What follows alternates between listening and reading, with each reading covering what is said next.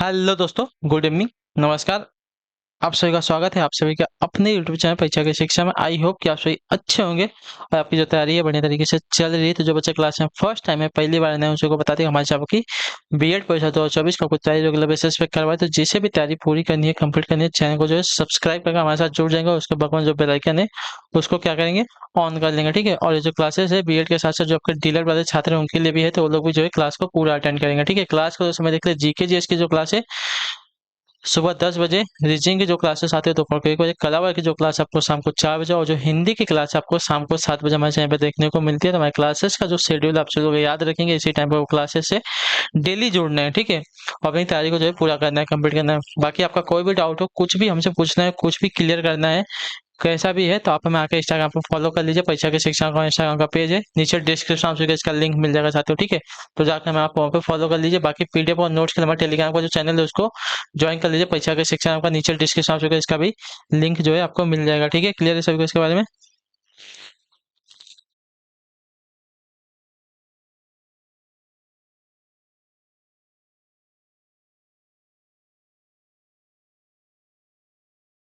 ठीक है। यहाँ पे क्या है, डेली बेसिस आपको जो क्लास का अपडेट हो दिया जाता है, और जो का एग्जाम का अपडेट है वो भी आपको बताया जाएगा। आप लोग यहाँ पे जुड़े रहेंगे तो आपका ही जो है प्रॉफिट होने वाला है। ठीक है। तो चलेंगे क्लास स्टार्ट करें। स्टार्ट करने से पहले आपको बता दिया कि जिसने अभी तक क्लास को लाइक नहीं किया है, क्लास को लाइक करिए और क्लास को अपने दोस्तों के साथ जो है शेयर भी कर दीजिए। ठीक है। और ये जो क्लासेस है आपकी अ, सभी स्टेट के लिए है, जहाँ पे आपका बीएड का प्रवेश परीक्षा होने वाला है और डीएलएड का प्रवेश परीक्षा होने वाले सभी स्टेट के लिए है। ठीक है। किसी एक स्टेट के लिए नहीं है, तो आप लोग याद रखेंगे। और बात करें यूपी बीएड वाले की, तो आपको फॉर्म जो है बढ़ा दिया गया है उसका डेट। तो जैसे अभी तक फॉर्म नहीं भरा, जाकर फॉर्म भर लीजिए। ये महीने के एंड तक जो आपका फॉर्म भरा जाएगा। और बिहार बीएड वालों का जो है फॉर्म अगले महीने 9 तारीख को आने वाला है, तो आप लोग उसके लिए रेडी रहेंगे। ठीक है। तो चलेंगे क्लास स्टार्ट करें। ध्यान से के क्वेश्चन को देख के उत्तर देने की कोशिश कीजिएगा, सही उत्तर क्या हो जाएगा। उत्साह शब्द कैसा है बताइए? उत्साह कैसा शब्द है? भाववाचक संज्ञा है, सकर्मक क्रिया है, गुणवाचक विशेषण या संबंधवाचक सर्वनाम है, कैसा है? उत्साह शब्द है क्या? तो देखिए, उत्साह शब्द आपका एक भाववाचक संज्ञा है जो आपका दिया गया यहाँ पे। ये वाला विकल्प आपका राइट आंसर हो जाएगा। ठीक है। क्लियर से होगा इसके बारे में? चलिए अगले क्वेश्चन बढ़ेंगे, उत्तर देने की कोशिश करेंगे। आपका 52 नंबर क्या देगा? घर का बहुवचन रूप क्या हो जाएगा बताइए? घर का बहुवचन रूप क्या हो जाएगा? तो घर का बहुवचन रूप आपका यहाँ पे हो जाएगा साथियों घर। जो आपका दिया गया पहला विकल्प आपका डिस्टेंस में कोई इसका परिवर्तन नहीं होता। ठीक है। तो घर का बहुवचन रूप आपका घर ही होगा। ठीक है। अगला क्वेश्चन देखेंगे, 53 नंबर कहते हैं कि हवा का पर्यायवाची शब्द नहीं है, कौन सा बताइए? अनिल है, मारुत है, समीर है, अनल है। तो इसमें से हवा का पर्यायवाची शब्द कौन सा नहीं है, हमसे ये पूछा है ना। तो देखिए, हवा का पर्यायवाची शब्द आपका यहाँ पे अनल जो दिया गया है नहीं होता है। ठीक है। अनिल, मारुत, समीर, ये सभी क्या है, हवा के पर्यायवाची हो जाएगा। ठीक है। क्लियर है? जबकि अनल जो है आपका आग का पर्यायवाची होता है। ठीक है। क्लियर से इसके बारे में? चलिए अगला क्वेश्चन देख लेते हैं। आपका क्या देगा? 54 नंबर। ध्यान से देखिएगा, बताने की कोशिश कीजिएगा। राइट आंसर क्या हो जाएगा आपका? ठीक है। जयशंकर प्रसाद बहुत बड़े नाटककार थे, उन्होंने रिक्त स्थान नाटक की रचना की थी। किस नाटक की रचना की थी? तो आपका राइट आंसर हो साथियों अजात शत्रु, शशिगुप्त, झांसी की रानी या राजमुकुट। तो इसका राइट आंसर हो जाएगा साथियों अजात शत्रु। जो आपका ये वाला ऑप्शन देगा आपका राइट आंसर हो जाएगा। ठीक है। जयशंकर प्रसाद बहुत बड़े नाटक थे, उन्होंने जो आपकी अजात शत्रु नामक नाटक की रचना की थी। ठीक है। क्लियर से यहाँ तक? चलिए अगले क्वेश्चन में आपको तो एक ही देखेंगे 55 नंबर पे। ध्यान से देखिएगा, बताने की कोशिश कीजिएगा। राइट आंसर आ जाएगा उपकुल में कौन सा समास बताइए? उपकुल में कौन सा समास है साथियों? तो इसका सही उत्तर क्या होगा? देखिए, उपकुल की बात की जाएगी तो उपकुल में आपका अव्ययी भाव समास होता है, जो आपका दिया गया सी वाला ऑप्शन आपका राइट आंसर हो जाएगा। ठीक है। क्लियर से होगा इसके बारे में? चलिए क्लियर है, फिर अगले क्वेश्चन की तरफ बढ़ेंगे। ध्यान से देखेंगे क्या देगा। अगला क्वेश्चन आपका क्या दिया गया है? 56 नंबर। ठीक है। अपना हाथ जगन्नाथ लोगों को का सही अर्थ क्या बताइए? अपना हाथ जगन्नाथ लोगों को का सही अर्थ क्या होता है? तो देखिए, अपना हाथ जगन्नाथ लोगों को का सही अर्थ हो जाएगा आपका यहाँ पे अपना काम स्वयं द्वारा ही संपन्न करना उचित होता है। ठीक है। तो अपना हाथ जगन्नाथ लोगों को का सही अर्थ होता है अपना काम स्वयं द्वारा, स्वयं स्वयं अपने द्वारा ही संपन्न करना उचित होता है। ठीक है। तो जब का ये वाला ऑप्शन देगा आप यहाँ पे राइट आंसर हो जाएगा। ठीक है। क्लियर होगा इसके बारे में? अपना हाथ जगन्नाथ इस लोगों का अर्थ सभी को स्पष्ट हो गया, क्लियर हो गया क्या होगा? ठीक है। चलिए अगले क्वेश्चन पर पढ़ेंगे, उत्तर देने की कोशिश करेंगे। आपका क्या दिया गया है? 57 नंबर। अधजल गगरी छलकत जाए। ठीक है। इस लोकोगीत का सही अर्थ क्या हो जाएगा? तो अधजल गगरी छलकत जाए ना, इस लोकोगीत का सही अर्थ हो जाएगा साथियों अल्पज्ञ व्यक्ति ज्ञान की डिंग ज्यादा हाँकता है। तो जो आपका डी वाला विकल्प देगा है, आपका सही उत्तर हो जाएगा। ठीक है। क्लियर हो गया इसके बारे में?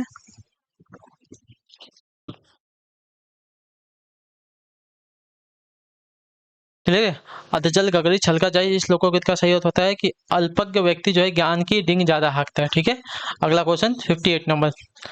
अपने पैरों पर कुल्हाड़ी मारना मुहावरे का सही अर्थ क्या होता है? अपने पैरों पर कुल्हाड़ी मारना मुहावरे का सही अर्थ क्या होता है? तो देखिए, अपने पैरों पर कुल्हाड़ी मारना मुहावरे का सही अर्थ आपका जो दिया गया है यहाँ पे कौन सा हो जाएगा? यानी कि अपना नुकसान स्वयं ही करना। ठीक है, कोई दूसरा नहीं करेगा, अपना नुकसान आप स्वयं ही करेंगे, अपने पैरों पर कुल्हाड़ी खुद मारेंगे, ऐसा आपका कहा जाता है। तो जो आपका दिया गया डी वाला विकल्प आपका सही उत्तर हो जाएगा। ठीक है, क्लियर सबको इसके बारे में। चलिए अगले क्वेश्चन पर पढ़ेंगे, ध्यान से देखेंगे क्या देगा आपका 59 नंबर। निम्नलिखित में से कौन सा शब्द आपका शुद्ध शब्द है? ठीक है, सम्मान, सम्मान, संहार, सन्मुख और सम्मुख। तो इसमें से आपका जो दिया गया है कौन सा शब्द शुद्ध है? तो सम्मुख वाला जो आपका डी वाला विकल्प देगा आपका यहाँ पे शुद्ध है। ठीक है, क्लियर हो गया इसके बारे में। अगले क्वेश्चन में 60 नंबर पर ध्यान से देखिएगा, बताइएगा राइट आंसर। निम्नलिखित में से कौन सा वाक्य आपका शुद्ध है, हमको बताना है। ठीक है, कौन सा वाक्य शुद्ध है हमको ये बताना है ना। तो आम के डाल पर पकने की आशा है। आम के डाल पर पकने की आशा है, पढ़ने से कुछ क्लियर नहीं हो रहा है, तो सीधी सी बात है आपका अशुद्ध वाक्य हो जाएगा। ठीक है, मैं सुबह जल्दी स्नान कर लेता हूँ, होगा लेता हूँ नहीं। ठीक है, तुम्हें मुझसे नहीं भगवान से क्षमा मांगनी चाहिए। ठीक है, तुम्हें मुझसे नहीं भगवान से क्षमा मांगनी चाहिए, आपका क्या हो जाएगा? शुद्ध वाक्य हो जाएगा। ठीक है, गत माह वह अपने घर ही रहेगा। गत माह वह अपने घर ही रहेगा, घर ही कैसे हो गया? आपका गलत हो जाएगा। ठीक है, अगला क्वेश्चन देखिए, आपका निर्देश दिया गया प्रश्न संख्या 61 और 65 के लिए। नीचे दिए गए वाक्यों में रेखांकित शब्दों की वर्तनी के लिए 4 विकल्प दिए गए। इनमें से एक विकल्प में शुद्ध वर्तनी है। शब्द की वर्तनी जो शुद्ध, उस शुद्ध वर्तनी का जो है हमको चयन करना है साथियों। ठीक है, तो चारों ओर उज्जवल चांदनी फैली थी। ठीक है, तो इसमें उज्जवल की कौन सी वर्तनी शुद्ध है? तो चारों ओर उज्जवल चांदनी फैली थी, इसमें उज्जवल की जो वर्तनी दी गई है कौन सी वाली? तो बी वाली वर्तनी आपकी यहाँ पे शुद्ध हो जाएगी। ठीक है, क्लियर हो गया इसके बारे में। चलिए फिर क्लियर, तो अगला क्वेश्चन देखते हैं 62 नंबर। क्या देगा? हमें नियमों का उल्लंघन नहीं करना चाहिए। हमें नियमों का उल्लंघन नहीं करना चाहिए, तो उल्लंघन का सही वर्तनी कौन सा हो जाएगा? उल्लंघन की वर्तनी जो आपकी ईयर ली दी गई है आपके यहाँ पे शुद्ध है साथियों। ठीक है, क्लियर सबको। उल्लंघन की वर्तनी देख लीजिए कैसे शुद्ध होती है। ठीक है, क्लियर सबको। चलिए अगला क्वेश्चन भी देखते हैं, आपका 63 नंबर। क्या देगा? हम यांत्रिक पद्धति में विश्वास करते हैं। हम यांत्रिक पद्धति में विश्वास करते हैं, तो यांत्रिक की कौन सी वर्तनी यहाँ पे शुद्ध हो जाएगी? तो यांत्रिक की जो वर्तनी दी गई है साथियों यहाँ पे शुद्ध होगी आपकी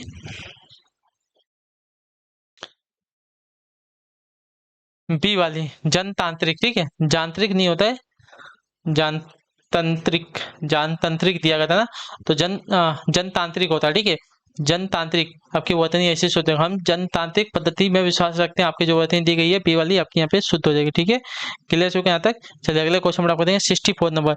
इस पुस्तक के अंत में 2 परिशिष्ट दिए गए हैं। ठीक है, इस पुस्तक के अंत में 2 परिशिष्ट दिए गए हैं, तो इसकी कौन सी वर्तनी शुद्ध हो जाएगी? तो इसकी जो वर्तनी दी गई साथियों कौन सी वाली? तो सी वाली, परिशिष्ट। परिशिष्ट नहीं, परिशिष्ट होता है, तो जो आपका दिया गया सी वाला ऑप्शन आपका यहाँ पे सही उत्तर हो जाएगा। ठीक है, क्लियर हो गया इसके बारे में। क्लियर, तो चलिए अगले क्वेश्चन पढ़ेंगे, ध्यान से देखिए आपका 65 नंबर पर। आपके दर्शन कर मैं स्वयं को कृत्य कृत्य कृत्य कृत्य अनुभव करता हूँ। ठीक है, तो कृत्य कृत्य की कौन सी वर्तनी यहाँ पे आपकी शुद्ध हो जाएगी, हमको ये बताना है। ठीक है,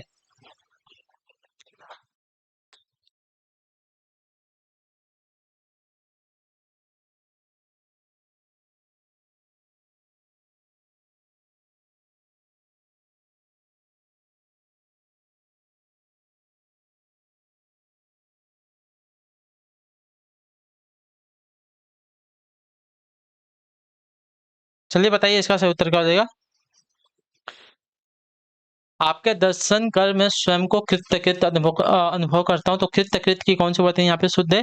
देखिए, कृत्यकृत की जो वर्तनी दी गई है साथियों यहाँ पे कौन सी वाली? कृत्य कृत्य। ठीक है, कृत्य कृत्य, कृत्य कृत्य। ठीक है, कृत्य है और उसका पहले पहले आपका कृत है, उसका कृत्य है। ठीक है, तो कृत्य कृत्य अनुभव करता हूँ। ठीक है, अगला क्वेश्चन देखेंगे 66 नंबर। तू डाल डाल में पात पात, इसका अर्थ क्या?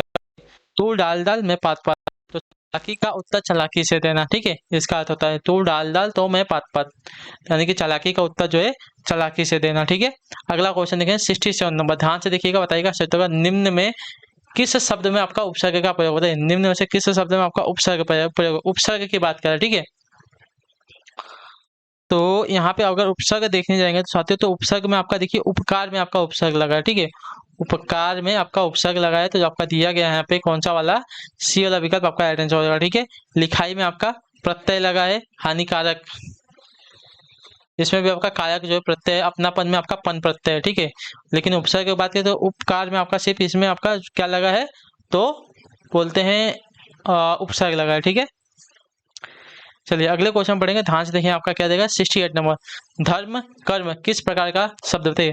धर्म और कर्म किस प्रकार के शब्द हैं, तो देखिए धर्म और कर्म दोनों आपके कैसे शब्द हैं, तो धर्म और कर्म दोनों आपके देखिए युग्म है, एक जो आपका दिया गया यहाँ पे बी वाला विकल्प आपका राइट आंसर है, ठीक है। धर्म कर्म आपके युग्म शब्द के उदाहरण है, इनमें से धर्म तथा कर्म अलग अलग कार्य हैं, दोनों को जो है युग्मित करके धर्म कर्म शब्द बनाया गया है, ठीक है। क्लियर हो गया इसके बारे में। अगला क्वेश्चन देखें आपका 69 नंबर, ध्यान से देखिएगा, बताएं कि कोशिश कीजिएगा शब्द का किस शब्द का संधि विच्छेद आपका सही नहीं है, ठीक है। प्रधन उड़ दिया गया है, प्रधन उड़ क्या होता है, तो प्रधन उड़ नहीं होता है साथियों मेरे ख्याल से, हाँ प्रधन उड़ आपका प्रौढ़ दिया गया ना, तो आपका सही है, ठीक है। निधन उन दिया गया है, तो निधन उन जो दिया गया आपका यहाँ पे गलत हो जाएगा, ठीक है। निधन उन का सही संधि विच्छेद क्या होता है, बड़ी ई की जगह आपका छोटी ई की मात्रा लगती है, ठीक है।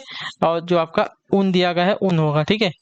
इसकी बतानी आपकी ऐसी हो जाएगी, ठीक है। क्लियर से इसके बारे में, तो ये वाला आपका जो कथन दिया गया आपका गलत हो जाएगा, ठीक है। इसकी बतानी आपकी अशुद्ध है, ठीक।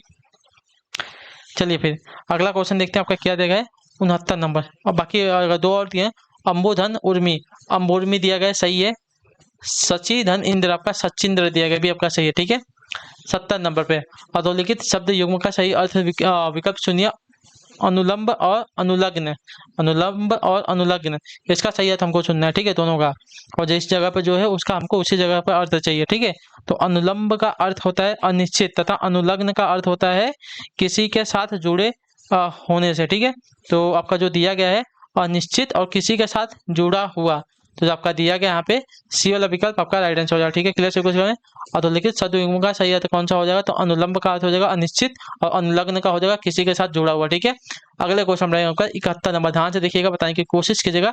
ज्ञ को वर्णमाला से माना जाता है क्या, बताइए। ज्ञ को वर्णमाला में माना जाता है क्या, तो ज्ञ को जो है वर्णमाला में क्या माना जाता है साथियों,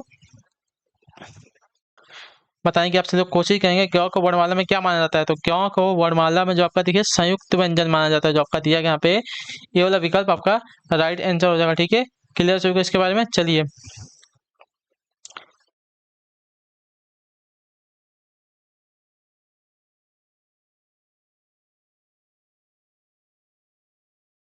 चलिए ज्ञ को वर्णमाला में क्या, तो संयुक्त व्यंजन माना था, ठीक है। क्लियर हो गया इसके बारे में। चलिए ज्ञ कछत्र ये वर्णमाला में आपके संयुक्त व्यंजन कहलाते हैं, ठीक है। अगला क्वेश्चन देखेंगे 72 नंबर पे, ध्यान से देखिएगा, बताइएगा आंसर। कनक शब्द का अर्थ समूह चुनने हैं, ठीक है। कनक शब्द का अर्थ समूह क्या हो जाएगा, देखिए कनक शब्द का अर्थ समूह आपका देखने जाएंगे यहाँ पे, तो स्वर्ण धतूरा और गेहूं हो जाएगा, ठीक है। क्लियर हो गया इसके बारे में। कनक एक अनेकार्थक शब्द है, इसके भिन्न भिन्न अर्थ जैसे कि स्वर्ण सोना होता है, धतूरा और गेहूं होता है, ठीक है। क्लियर हो गया इसके बारे में। चलिए अगले क्वेश्चन में आपको देखेंगे 73 नंबर, ध्यान से देखिएगा, बताइएगा आंसर क्या हो जाएगा। निम्न में से किस शब्द में आपका बहुब्रीहि समास है, ठीक है। निम्न में से किस शब्द में आपका बहुब्रीहि समास है ना।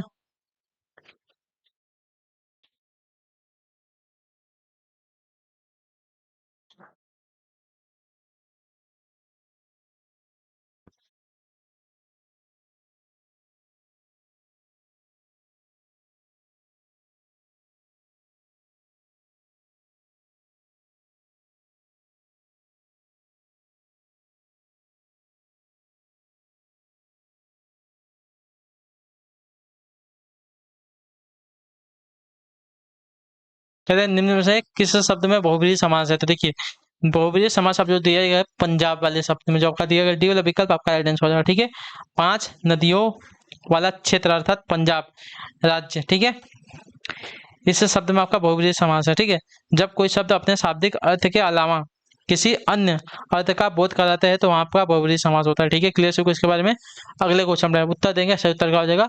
विसर्ग संधि का उदाहरण है कौन सा, होते विसर्ग संधि का कौन सा यहाँ पे उदाहरण है, तो इस विसर्ग संधि का उदाहरण आपका देखिए यहाँ पे हो जाएगा अतएव, ठीक है। तो यहाँ पे क्या हो जाएगा इसका, अतः धन एव, ठीक है। अतः हो जाएगा। क्लियर सभी को इसके बारे में? ये आपका विसर्ग संधि का उदाहरण है। ठीक है, क्लियर सभी को इसके बारे में? अगला क्वेश्चन देखेंगे 75 नंबर। निम्न में से शुद्ध रूप से लिखा वाक्य कौन सा? बताइए, निम्न में से शुद्ध रूप से लिखा वाक्य कौन सा, हमको ये बताना है। ठीक है, तो शुद्ध रूप से लिखा वाक्य अगर देखने जाएंगे साथियों, यहाँ पे कौन सा हो जाएगा? किसी आदमी को भेज दो, एक ऐसा वाक्य आपका शुद्ध रूप से लिखा गया वाक्य, यानी कि वर्तनी की दृष्टि से आपका शुद्ध वाक्य। ठीक है, क्लियर सभी को बात है? किसी आदमी को भेज दो, कैसा वाक्य? आपका शुद्ध वाक्य। वाक्य की दृष्टि से आपका एकदम का कैसा है? शुद्ध है। ठीक है,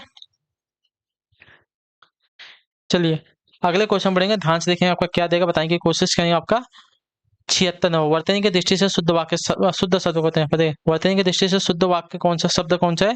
तो वर्तनी की दृष्टि से आपका शुद्ध अगर देखें, प्रत्यसु। प्रत्यसु जो दिया गया वर्तनी की दृष्टि से शुद्ध है। ठीक है, बाकी इच्छा जो दी गई है, इच्छा का आपका इच्छा ऐसा दिया जाता है। आवाहन की बात करें, आवाहन आपका ऐसा लिखा जाता है। श्रृंगार, श्रृंगार में सिर्फ आपका एक जो है एक ही लगता है। ठीक है,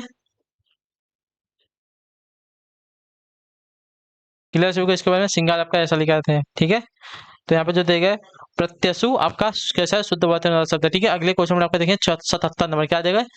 चंदायन के रचयिता कौन? बताइए, चंदायन के रचयिता की बात करें, देखिए चंदायन, इसके रचयिता आपके मुल्ला दाऊद हैं। ठीक है, जो आपका डी ऑप्शन देगा आपका राइट आंसर होगा। ठीक है, 1380 ईस्वी में ये जो है लिखाई गई थी, याद रखिएगा, बहुत ही पुरानी पुस्तक है चंदायन। इसके रचयिता आपके मुल्ला दाऊद जी हैं। ठीक है, क्लियर सभी को इसके बारे में? अगला क्वेश्चन देखें आपका, आपका वो क्या है? कव्य ग्रंथ है चंदायन। ठीक है, 9 दिन चले 2.5 कोस का अर्थ क्या होता है? 9 दिन चले 2.5 कोस, इसका अर्थ क्या होता है? देखिए 9 दिन चले 2.5 कोस, इसका अर्थ आपका हो जाएगा साथियों बहुत धीमी गति से काम करना। ठीक है, 9 दिन चले 2.5 कोस, इसका अर्थ होता है बहुत धीमी गति से कार्य करना। ठीक है, अगले क्वेश्चन में आपको देखें 79 नंबर। क्या देगा? बुरा काम करने के पश्चात लोग क्या करते हैं? तो बुरा काम करने के बाद लोग क्या करते हैं? तो बुरा काम करने के बाद लोग घबराते हैं, शर्माते हैं, चिल्लाते हैं या पछताते हैं, तो वो घबराते हैं। ठीक है, बुरा काम करने के बाद लोग क्या है? घबराते हैं। ठीक है, क्लियर सबको इसके बारे में? चलिए अगले क्वेश्चन में आपको देखेंगे, निर्देश देगा प्रश्न संख्या 80 से 81 तक। ठीक है, प्रत्येक प्रश्न में एक वाक्य दिया गया है, पूरे वाक्य के लिए एक शब्द का चयन करना है। ठीक है, वह भाई जो अन्य माता से उत्पन्न हुआ उसको क्या कहेंगे? वह भाई जो अन्य माता से उत्पन्न हुआ हो उसको क्या कहेंगे?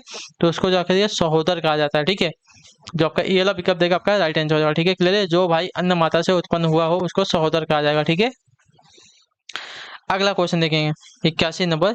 जिसके बराबर ना कोई हो, जिसके बराबर बराबर का कोई ना हो उसको क्या? जिसके बराबर का कोई ना हो उसको क्या कहेंगे? जिसके बराबर का कोई ना हो उसको क्या कहेंगे? तो उसको जो आपका देखिए विलक्षण कहा जाएगा। जो आपका ये वाला ऑप्शन देगा आपका राइट आंसर। ठीक है, जिसके बराबर का कोई ना हो उसको विलक्षण कहेंगे। ठीक है, क्लियर हो गया इसके बारे में? चलिए अगले क्वेश्चन में आप देखें, निर्देश क्या दिए गए? प्रश्न संख्या अब 82 से 83 तक। दिए गए शब्दों का विलोम शब्द का चयन करना। ठीक है, दिए गए शब्दों के विलोम शब्द का हमको चयन करना है ना। तो देखिए विलोम शब्द आपका जो दिया गया यहाँ पे कौन सा हो जाएगा? प्राचीन। प्राचीन का विलोम शब्द हमको बताना है, तो देखिए प्राचीन का विलोम आपका क्या हो जाएगा? तो प्राचीन मतलब पुराना, अर्वाचीन इसका विलोम हो जाएगा। ठीक है, अर्वाचीन मतलब हो जाएगा साथियों यहाँ पे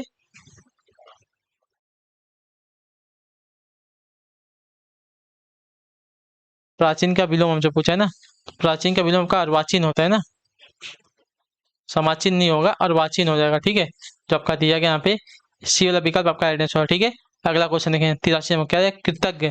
कृतज्ञ का विलोम क्या हो जाएगा? तो कृतज्ञ का विलोम आपका कृतज्ञ होता है। कृतज्ञ जो आपका दिया गया यहाँ पे ये वाला विकल्प और कृतज्ञ आपका यहाँ पे भी दिया गया, तो दोनों के दोनों आपके क्या हो जाएगा? कृतज्ञ के विलोम हो जाएगा। ठीक है, क्लियर सभी को? एक होता है उपकार को मानने वाला और दूसरा होता है आपका उपकार को न मांगने वाला। ठीक है, अगला क्वेश्चन देखेंगे 84 नंबर। निम्न में से सही शब्द कौन सा हो जाएगा? ठीक है, श्रृंगार। अभी मैंने इसकी वर्तनी आपको लिख के बताई थी, कौन सी वर्तनी आपकी शुद्ध है? श्रृंगार की। तो श्रृंगार की वर्तनी जो दी गई यहाँ पे सी वाली वर्तनी आपकी यहाँ पे शुद्ध है। ठीक है, क्लियर सबको इसके बारे में? चलिए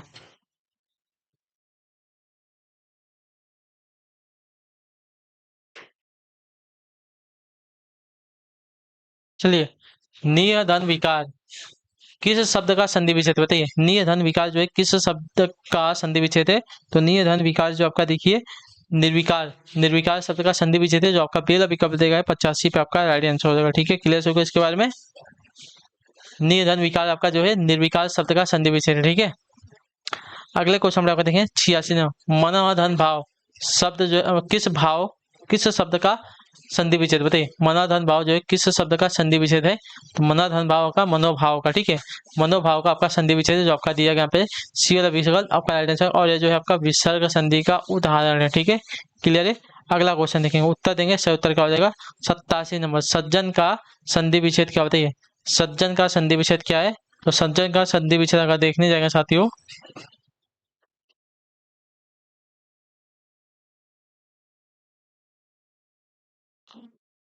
ठीक है, सज्जन का संधि विच्छेद क्या हो, देखिए सज्जन का संधि विच्छेद अगर देखने जाएंगे साथियों, तो यहाँ पे जो दिया गया है सत्य जन जन। ठीक है, आपका यह व्यंजन संधि का उदाहरण हो जाएगा। ठीक है, क्लियर होगा इसके बारे में। अगला क्वेश्चन देखें, निर्देश दिया गया है प्रश्न संख्या 88 से 89 तक के लिए दिए गए शब्दों के सही अर्थ का चयन करना। ठीक है, दिए गए शब्दों के सही अर्थ का हमको चयन करना है। तो 88 कटक, कटक का क्या बताना है हमको, अर्थ बताना है। ठीक है, तो कटक का अर्थ क्या हो जाएगा, सेना हो जाएगा। ठीक है, कट्टा का अर्थ जो देगा सेना, तो आपका जो सी वाला विकल्प देगा आपका यहाँ पे राइट आंसर हो जाएगा। ठीक है, क्लियर है इसके बारे में। चलिए अगला क्वेश्चन देखें, आपका 89 नंबर क्या देगा, खग्रास। खग्रास का सही संधि विच्छेद क्या, मतलब अर्थ क्या हो जाएगा खग्रास, तो खग्रास का अर्थ जो दिया गया है संपूर्ण पूरे चंद्रग्रहण। ठीक है, सूर्य या चंद्रग्रहण दोनों हो सकता है। ठीक है, संपूर्ण सूर्य या तो चंद्रग्रहण दोनों को जो आपका खग्रास कहा जाता है, जो आपका दिया गया यहाँ पे कौन सा डी वाला विकल्प आपका राइट आंसर होगा। खग्रास का अर्थ होता है, ठीक है, पूरी तरह से खा गया, यानी कि संपूर्ण पूरी तरह से। ठीक है, सूर्य या तो चंद्रग्रहण। ठीक है,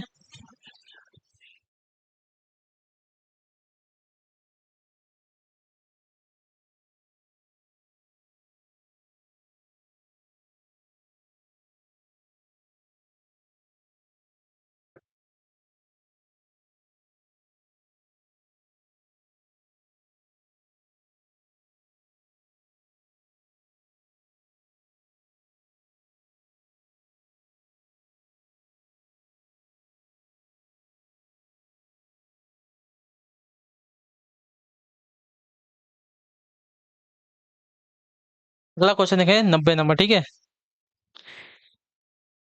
किए गए उपकारों का फल न मानने वाला वाक्यांश के लिए एक शब्द क्या हो जाएगा। मैंने अभी जस्ट इसके बारे में आपको बताया था, तो इसका राइट आंसर हो जाएगा, उसको कृतज्ञ कहते हैं। जो किए गए उपकारों को नहीं मानता उसको कृतज्ञ कहते हैं, जो उपकारों को मानता है उसको कृतज्ञ कहते हैं। ठीक है, तो कृतज्ञ का हमको विलोम बताना था, तो कृतज्ञ हुआ था। ठीक है, जो कि उपकारों को नहीं मानता उसको कृतज्ञ कहते हैं। ठीक है, अगला क्वेश्चन देखेंगे 91 नंबर, निम्नलिखित में से शुद्ध वाक्य क्या बताइए। निम्नलिखित में से कौन सा वाक्य आपका जो दिया गया यहाँ पे शुद्ध है, तो देखिए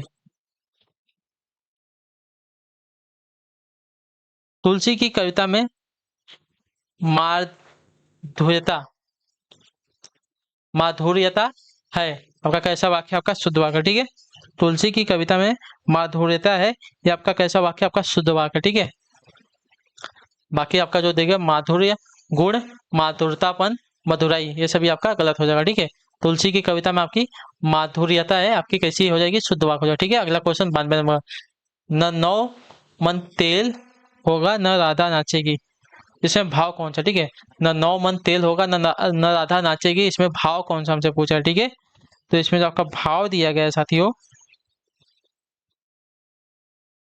काम न करने का बहाना बनाना। ठीक है, इसका भाव हो जाएगा। ठीक है, मतलब इसका अर्थ हो जाएगा एक तरह से न नौ मन तेल होगा न राधा नाचेगी, मतलब काम न करने का बहाना मिलेगा। ठीक है, बहाना बनाना जो उसको उसको कहते हैं। ठीक है, कहा जाता है ना कभी कभी कि नौ मन होगा ना तुम ये काम करोगे, तो वही बात होगी ना, काम करने का बहाना, काम न करने का बहाना बनाना। ठीक है, क्लियर है।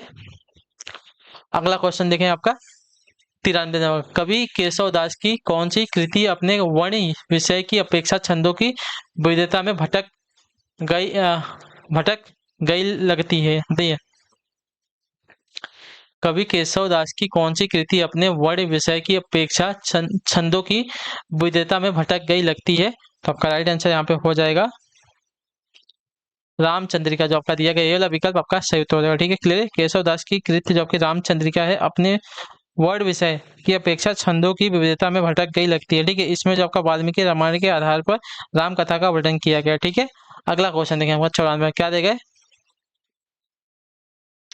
इतना बड़ा वाक्य आपने कभी देखा नहीं होगा, चलिए देख लीजिए क्या देगा, विभावना दु, विभावना, विभावानुभा, व्यभिचारी संयोगादारस निष्पत्ति। सूत्र किसका बताइए? विभाव, विभावनु, भाव्य, विचारी, संयोगा दर्श निष्पत्ति। सूत्र किसका है? तो यह जो सूत्र दिया गया साथियों का भरत मुनि का जो आपका दिया गया यहाँ पे, ये वाला विकल्प आपका राइट आंसर हो जाएगा। ठीक है, क्लियर सभी को? विभावनानुभाव्य विचारी संयोगादरस निष्पत्ति, यह सूत्र जो आपका भरत मुनि जी का। ठीक है, 95 नंबर। निम्नलिखित में से दंतव्य वर्ण कौन सा? बताइए, निम्नलिखित में से दंतव्य वर्ण कौन सा है? तो दंतव्य वर्ण की अगर यहाँ पे बात की जाएगी साथियों, तो जिन वर्णों के उच्चारण में जीवा की नोक ऊपरी दांतों को स्पर्श करती है, आपके दंतव्य व्यंजन कहलाते हैं, जैसे कि त, थ, द, ध, स। ठीक है, तो आपका जो त दिया गया आपका दंतव्य में आ जाएगा, जो आपका इसका विकल्प देगा आपका सही उत्तर। ठीक है, अगला क्वेश्चन देखिए आपका 96 नंबर। भला मैं क्या करूं, भला मैं क्या कर सकता हूं, वाक्य में भला शब्द क्या? बताइए, भला मैं क्या कर सकता हूं, वाक्य में जो आपका भला शब्द है क्या है? तो भला शब्द जो दिया गया है यहाँ पे आपका हो जाएगा क्या? तो भला आपका जो दिया गया है यहाँ पे हो जाएगा अव्यय, जो आपका डी वाला विकल्प देगा आपका सही उत्तर हो जाएगा। ठीक है, चलिए अगला क्वेश्चन देखिए आपका क्या देगा 97 नंबर। निशीथ का उपयुक्त अर्थ क्या? बताइए, निशीथ का उपयुक्त अर्थ क्या होता है? तो देखिए, निशीथ का अर्थ अगर देखने जाएंगे तो निशीथ का अर्थ जो दिया गया अर्धरात्रि का समय, निशीथ इसको कहा जाता है, जो आपका ये वाला विकल्प देगा आपका राइट आंसर होगा। ठीक है, निशीथ का अर्थ होता है अर्धरात्रि का समय। ठीक है, क्लियर है? चलिए फिर अगले क्वेश्चन में उत्तर देंगे। झूला नट उपन्यास की रचना की है किसने? बताइए, झूला नट उपन्यास की रचनाकार कौन है? तो झूला नट उपन्यास की रचनाकार की बात की जाएगी तो आपके हो जाएंगे मैत्रेय पुष्पा, जो आपका दिया गया यहाँ पे ये वाला विकल्प आपका सही उत्तर होगा। ठीक है, क्लियर हो इसका है? झूला नट उपन्यास की रचनाकार जो आपके मैत्रेय पुष्पा है। ठीक है, क्लियर है? अगले क्वेश्चन में उत्तर देंगे आपका राइट आंसर होगा 99। क्या देगा उत्तर? उत्तर कबीर पर व्यास सम्मान पाने वाले रचनाकार। बताइए, उत्तर कबीर पर व्यास सम्मान पाने वाले रचनाकार कौन है? तो उत्तर कबीर पर व्यास सम्मान पाने वाले रचनाकार आपके हो जाएंगे साथियों यहाँ पे रामविलास शर्मा, जो आपका बी वाला विकल्प देगा आपका सही उत्तर होगा। ठीक है, उत्तर कबीर पर व्यास सम्मान पाने वाले रचनाकार आपके रामविलास शर्मा जी हैं। ठीक है, अगला क्वेश्चन 100 नंबर। क्या देगा? प्रेम मार्गी कवि नहीं है कौन से? बताइए, प्रेम मार्गी के कवि कौन नहीं है? तो देखिए, प्रेम मार्गी के कवि जो दिएगा आपके सूरदास, ये आपके भक्ति मार्गी के कवि हैं। ठीक है, ये आपके भक्ति मार्ग के कवि हैं। ठीक है, आपके प्रेम मार्गी के कवि नहीं है। बाकी मलिक मोहम्मद जायसी, मुल्ला दाऊद, मंजन, ये सभी का प्रेम मार्गी के कवि हैं। ठीक है, क्लियर है? तो इसी के साथ जो आपकी क्लास है आज की यहीं पर कंप्लीट होती है। आई होप कि आपको जो क्लास है साथियों अच्छी लगी है। अच्छी लगी क्लास को लाइक कर दिया, चैनल पर पहले तो चैनल को जो है सब्सक्राइब कर, और हमें जो है कमेंट में अपनी राय क्लास के बारे में जरूर दीजिएगा, आपको जो क्लास है साथियों कैसी लगी है। ठीक है, तो हम आपसे मिलते हैं आपकी अगली क्लास में। तब के लिए टाटा बाय बाय, जय हिंद जय भारत। आपसे क्लास से जुड़ने के लिए बहुत बहुत ही धन्यवाद साथियों। और जो मैंने आपको रीजनिंग का होमवर्क दिया था, वो जो क्वेश्चन में जो ऑप्शन दिया गया है गलत है, तो उसको आप लोग छोड़ दीजिएगा। ठीक है, मैं आपको बता दूंगा उसमें क्या गलत है। ठीक है, तो चलेंगे, आपसे मिलते हैं आपकी कल सुबह वाली क्लास में। तब तक के लिए टाटा बाय बाय।